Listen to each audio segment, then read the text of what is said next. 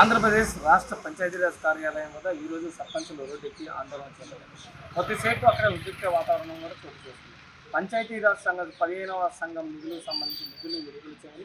అదేవిధంగా 15వ ఆర్థిక సంఘం సంబంధించి కేంద్రం 6 నెలలు అయి విడుదల చేసిన ఇంతవరకు రాష్ట్ర ప్రభుత్వం నిధులు విడుదల చేయాలి. అదేవిధంగా సర్పంచులకు జీతాలు విడుదల చేయాలి.